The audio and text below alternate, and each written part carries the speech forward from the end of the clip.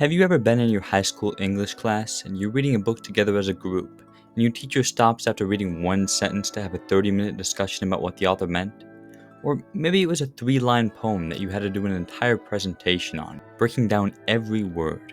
Or maybe a painting that you had to spend all day dissecting every brushstroke to find out what the artist meant. We grow up learning how to analyze art and discover what the artist meant behind what they created, the hidden meanings behind everything portrayed, often sparking an intellectual conversation about what the art is saying. Michelangelo's creation of Adam is an example of this. On the surface, it looks just like a pretty picture, but look deeper and you can try to decipher what each detail means. The figure on the right looks to be God, old and wise, surrounded by angelic bodies. The man on the left, Adam.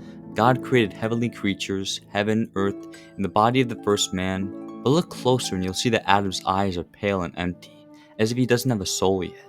This cloth around God is often interpreted to be the shape of a brain, insinuating that Adam is being created from the mind of God. So we can interpret that this moment that Michelangelo created is the moment before God gives the spark of life to the first man. This is just a basic example of high art. Not simple, but basic. Just one seemingly normal piece of artwork can be broken down to such a minute level, and I didn't even get into it. Michelangelo didn't write some short story about how Adam was created from the mind of God. He made the cloth look like a brain and let us interpret that. So what I've been wondering for a long time is whether there is a video game equivalent to this. Are there games out there that can be analyzed like the creation of Adam can, where every polygon can be broken down to have a larger meaning? Can video games be high art?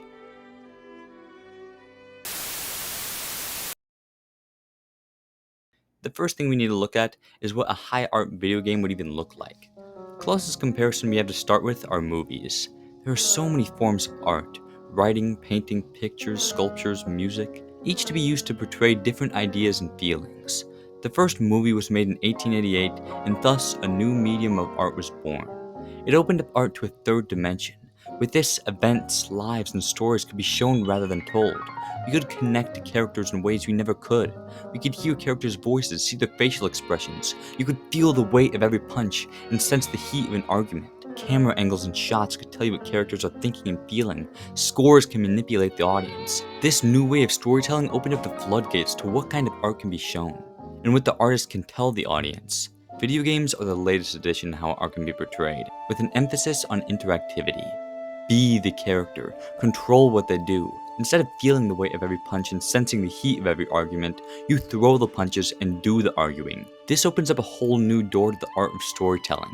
And you've gotta wonder why every artist isn't jumping on this new medium to tell every story they possibly can. Why aren't video games respected like every other art medium? Well, it's because they use it to make jiggle physics and cool boss fights. The people who innovated in game design didn't use it to tell a cool story. They focused on making fun experiences. Pac-Man, Mario, Galaga. These games didn't tell new stories. They took on more of an internal DNA of board games and yard sports. Just a fun way to spend a bit of your time. The deepest feeling you have is getting frustrated that you died and feeling triumphant when you win, which is, and I'll talk about it more later, some form of art, but it's not art in the way that Shakespeare is. It's not exactly innovative. And this is because you couldn't when games first came out.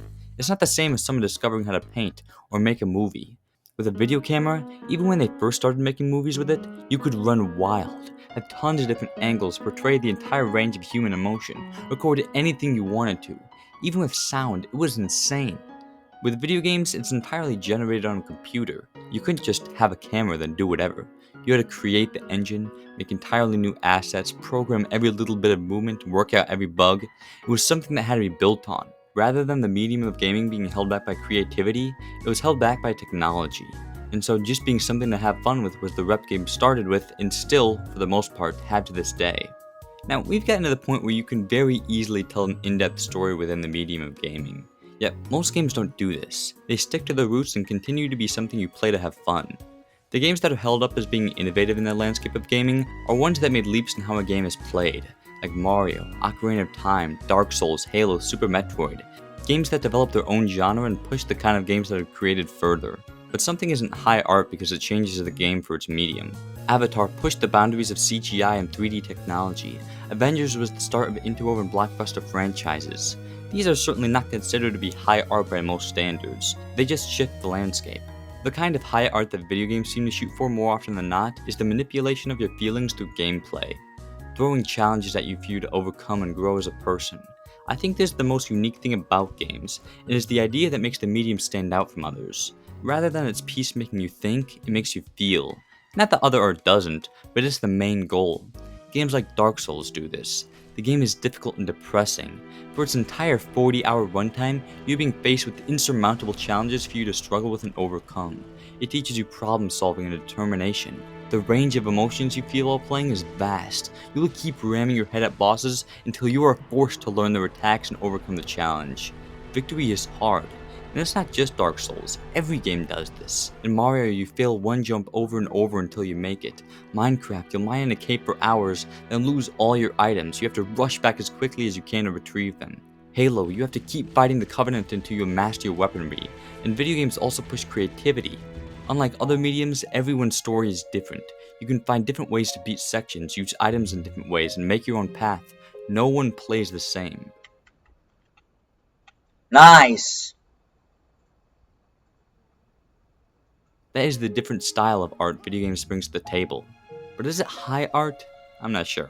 Determination and problem solving can be taught through school sports and homework. Amusement park rides can make you feel a range of emotions, and you can struggle on and overcome studying for a test. The feelings that video games give you aren't unique to video games, they just give them to you in a unique way.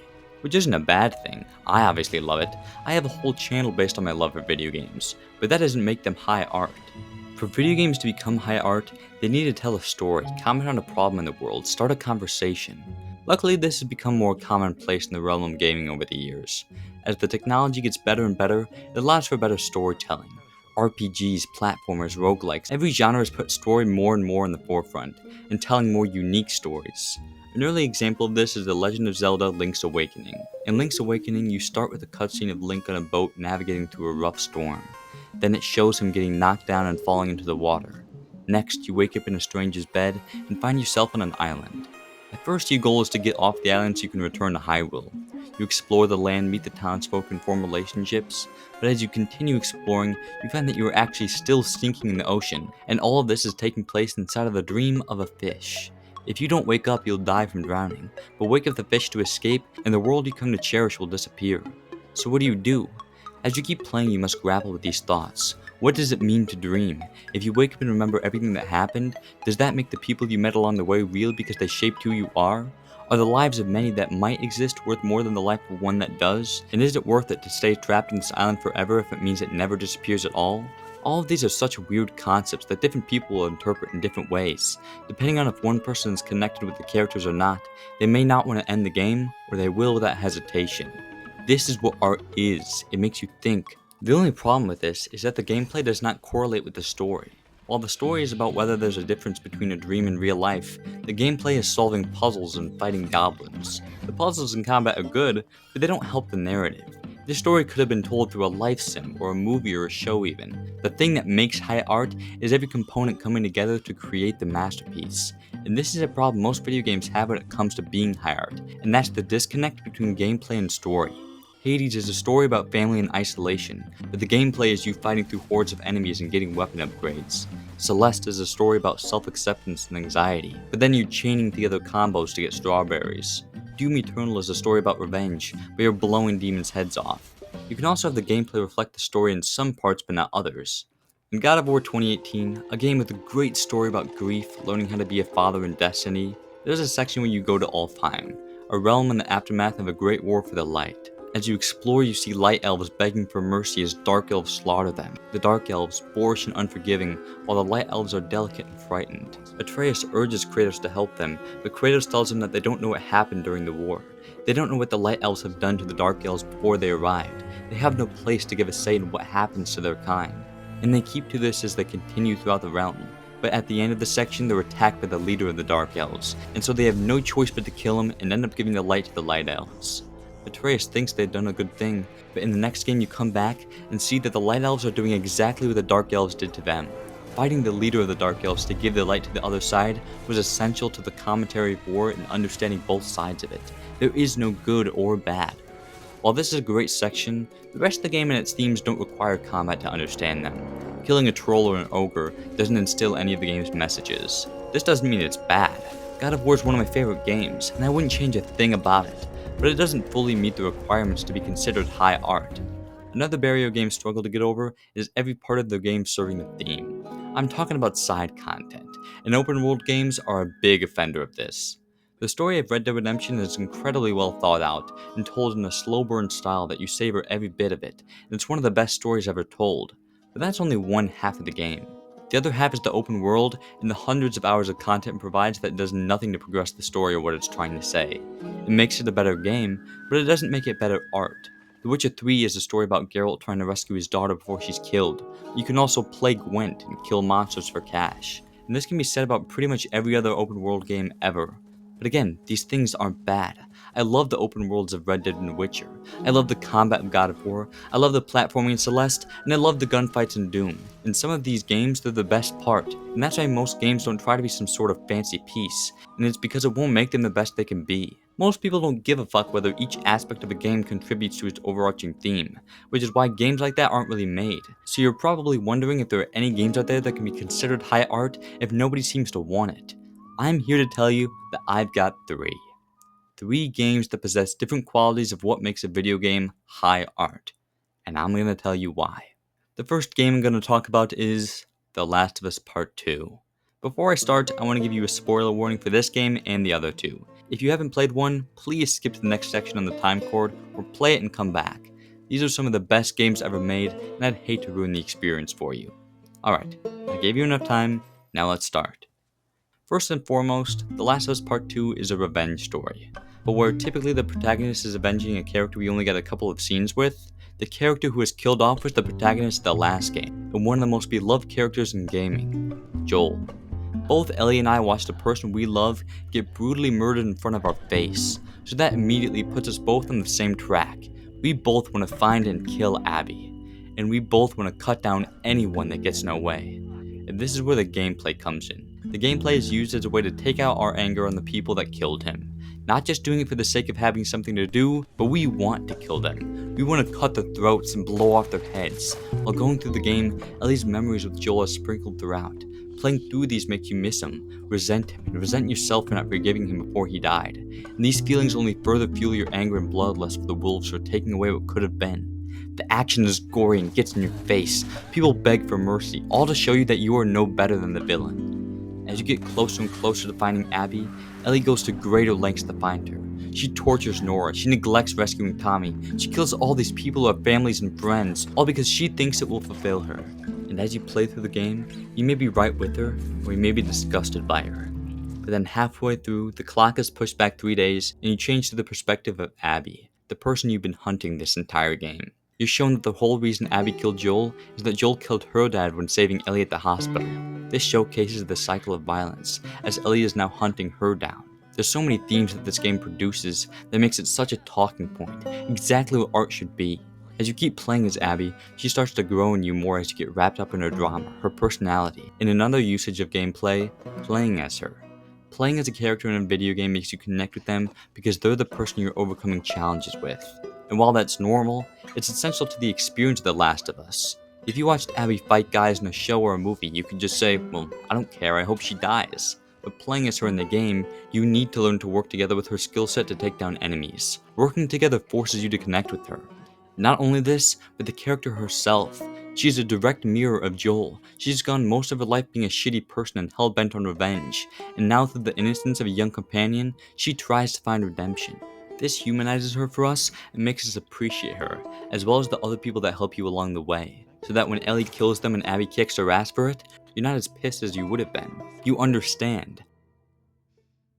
Ellie is given the perfect life, a farmhouse with a girlfriend and child, yet she can't get Joel out of her head. She has severe depression and PTSD, and after another memory, she figures that the only way she can stop it is by going after Abby one more time. At this point, both Ellie and the player have lost all motivation, and now are just killing for the sake of getting the job done. And when you finally make it through the toughest part of the game, and you have Abby pinned down underwater, you can finally kill her, she lets go. Like any good piece of art, why she did is left up to interpretation. Whether it was that she was just so empty she didn't care anymore, she wanted to end the cycle of violence, or that she saw Joel inside of Abby. I personally think it's a combination of all three. The Last of Us Part 2 stands out against other games for combining gameplay and story to give you one seamless emotional experience that leaves you empty inside. I only analyzed the surface level, but if you watch my review of the game, I go in detail.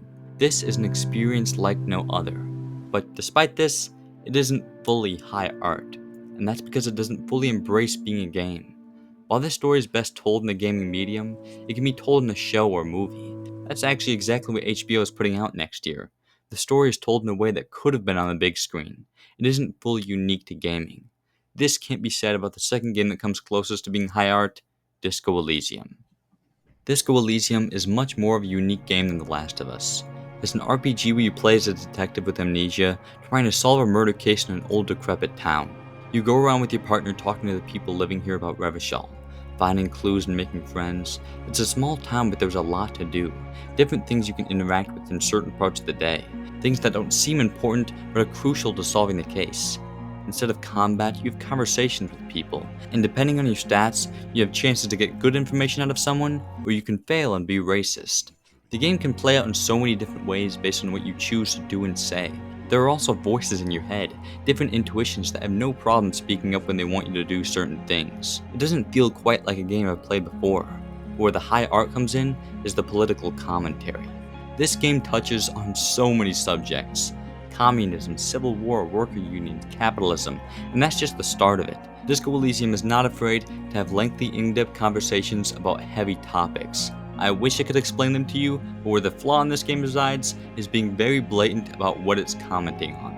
I mean, there are characters in here who will ramble on about something you will probably never understand, and that's okay. All games aren't for everyone. That's kind of what makes high art high art. Not everyone gets it. But another thing that makes it special is that most people don't know it's high art, only those who look within. Disco Elysium is not subtle. It's very hard to understand the political commentary side of things if you don't know exactly what every character is talking about. There's not as much digging deep to understand the themes and messages when it comes to that stuff. It's more about digging deep to understand what they're saying at all. What's special about high art is that it can be appreciated by anyone in so many different ways. And this brings us to the last game that touches the boundaries of high art. Outer Wilds. Outer Wilds is the closest to quintessential high art. At first it's confusing and unconventional. It's not like a typical video game where there's a set goal at the start and enemies to fight along the way, abilities to unlock. You just start on this peaceful little planet with a nice campfire and a friend, it tells you how to jump, and then sets you off into space with no goal set in mind. As you explore the planets, you read text making sense of the ancient ruins around the galaxy. Millions of years ago, an alien race called the Nomai roamed the solar system, building cities and advanced technology, all to find something called the Eye of the Universe. Something their kind has been searching for thousands of years. And as you keep exploring and reading more, the sun goes supernova, and you reset back at the campfire. In Outer Wilds, every 22 minutes the sun blows up and puts you back in your home planet, only for you to go out and keep exploring. Keep digging deeper, uncovering more mysteries, seeing how far the Nomai went to find what they were looking for. Maybe the Eye of the Universe can stop the supernova. But on each planet, a fellow astronaut resides, playing their own little instrument. Talking with them and resting by their own campfire gives you a chance to breathe and process everything that's happened. Where you have to go next, so many different concepts to understand and questions to be answered. And every time you go back out and seem to be making progress, the sun goes supernova, and you sit right back to your campfire. This, like Disco Elysium, brings up a lot of complicated subjects like quantum mechanics and wormholes. But unlike Disco Elysium, it doesn't ask you to know the ins and outs of exactly what it means. You just have to know how they work in the context of the game, leaving the complete understanding up to those who really want it. Not only does it have you harness these systems like the Nomai did, but it also makes you just like them. After reading so many text logs about what the Eye of the Universe could be and how hard they worked to get here, you too are just as intrigued, willing to do anything it takes to find out what this mystery entity could be. Why have they been searching for so long? What is an Eye of the Universe and what hides within? And after so many painstaking hours of exploring and puzzle solving, you're brought to it. And once you're there, you're only more confused. There's purple lightning and there's flashes and it's loud, and then you fall into this hole. And you're back on your home planet. And as you walk around the dark forest, you slowly find the other astronauts and bring them to a campfire. Each one you find sits down until it's full of all your friends you've made across the galaxy, all of them playing their different instruments together. And it's at this moment you realize that the game isn't about complex science ideas, space travel, or stopping the sun from going supernova. It's about the people that you have now and spending time with them. About how your place in the universe isn't to save some impending doomsday, it's just to appreciate the friends and family you have. On each planet, as you try and get closer to solving mysteries, there's an astronaut reminding you of what you're trying to save. Each time loop is reset, and you're back at the campfire in Timber Hearth. It's telling you to stay there. Stop trying to end the natural progression of the cosmos and just enjoy what you have. In the center of the eye of the universe was the most important thing you could have never imagined. The people you love the most. And then it ends. Or at least that's how I interpret it. As I've said, like any good piece of art, it has different meaning to everyone.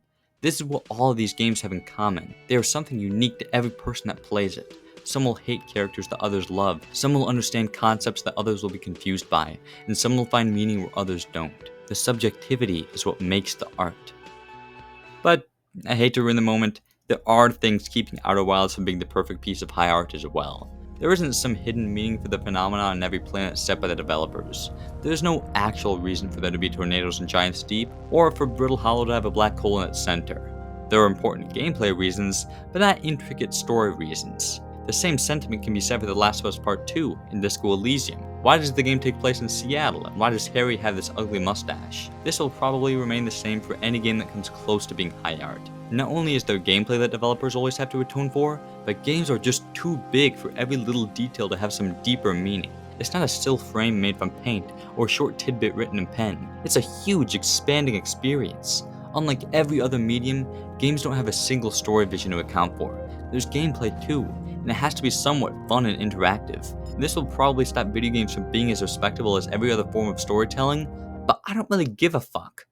That's okay. Video games are something more important than high art, and that's being different.